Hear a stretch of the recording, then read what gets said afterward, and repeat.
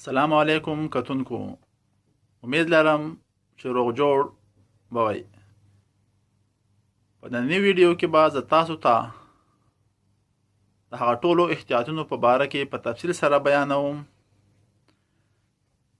کوم چې موږ له یو نوي پیدا کیدونکي ماشوم د پیداوښت په وخت تر 2 میاشتو پورې ضرور په نظر کې ساتل پکار دي چې زموږ په کورونو کې راتلونکي دغه نوی میلمه د هر قسمه بیمارونه بچ شي او د هغه بیمارونه هم بچ شي کوم چې په هسپتال کې یا په کور کې د پیدایښت په وخت د احتیاطونو په نظر کې د نه نیول کولو په وجه دته لګي.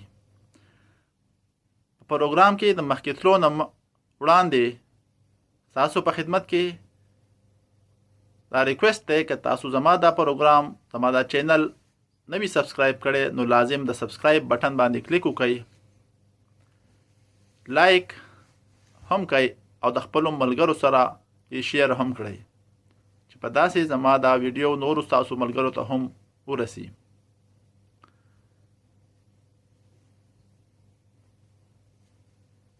مور و پلار یا د ماشوم کور والا دا په احتیاط کې ساتل پکار دي چې د هغه ټولو احتیاطونو خیال وساتي کوم چې د ډیلیورۍ په وخت یا د ډیلیورۍ نه بعد کول پکار دي. موږ دا یقین کول پکار دي چې د ماشوم ډیلیوري د صحت د اصول مطابق د صفایي د نظام د اصولو په نظر کې ساتلو سره وشي. د ډیلیورۍ په وخت استعمالیدونکي ټول آلات مکمل صفاوي او یا د ډیلیورۍ په وخت کې هغه وخت کې حصه اخیستونکي ټول طبي عمل هم صفایي یقیني کړي چې داسې راتلونکي دغه نوی ماشوم د انفیکشن د لګېدو د هر چانس نه بچ شي. د ټولو نه ضروری خبره ده چې د ماشوم د پیدایښت نه فوراً بعد هغه په یو صفا تلویه باندې د هغه جسم دا خشک کړی شي. د خشکېدو نه پس چې څومره زر ممکن وي هغه د مور د سینې سره ولګولی شي. په داسې طریقه به ماشوم جسم ګرم وساتلی شي او د ماشوم په جسم کې به د هایپوګلایسیمیا یعنی د شوګر د مقدار د کمیدو چانس هم ډیر زیات کم شي. په دغه نوی ماشوم د پاره ضروری ده چې غیر ضروری تور باندې دی د ماشوم نه د مور نه داسې ماشوم نه الګ کیږي او که څوک هم دغه ماشوم خیال ساتي پکار دا چې د هغه لاسونه مکمل صفاوي. د پیدایش په وخت د ویټامین کې انجکشن ضرور لګول پکار دي.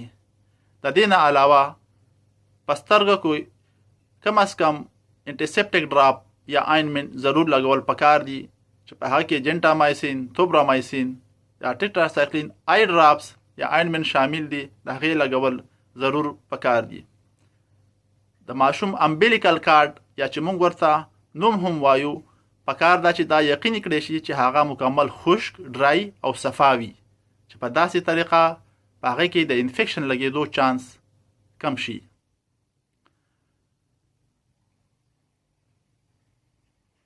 هغه ټول احتیاطونه کم چې په ماشوم کې به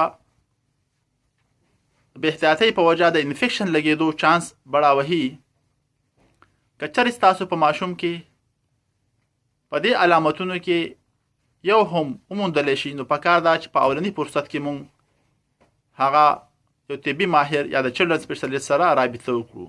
که فرض که ستاسو په کورونو کې پیدا کېدونکی دغه نوی ماشوم د مور پی نه خوري یا د هغه په جسم کې زیات سختوالی وي یا د هغه د جسم درجه حرارت د 38 ډیګري سنټیګریډ نه زیات وي یا د هغه په جسم کې شینواله یا ساینوسیس وي، په داسې صورت کې موږ له پکار ده چې د طبي عملې سره یا د ماهر ډاکټر سره فوراً رابطه وکړی شو. د دې نه علاوه د پیدایش نه بعد مور او پلار له پکار دي چې فوراً د خولې په ذریعه د ورکېدونکي ویکسینو پکې د پولیو ویکسین، هپاتایټس بی، بی سی جی ویکسین او نور ویکسین شامل دي چې څومره زر ممکن وي د دغې د ورکولو اهتمام وکړي شي. امید ساتم چې دا وړوکی شان ویډیو به ستاسو خوښه شوی وي. که تاسو زمونږ دا چینل نوي سبسکرایب کړئ ضروري سبسکرایب کړئ، خپلو ملګرو سره شیر هم کړئ. انشاءالله په راتلونکي کې به هم زه کوشش کوم چې داسې معلوماتي ویډیوګان به تاسو لپاره راوړم. تر د بل ویډیو پورې الله مو سپارم. الله نگهبان.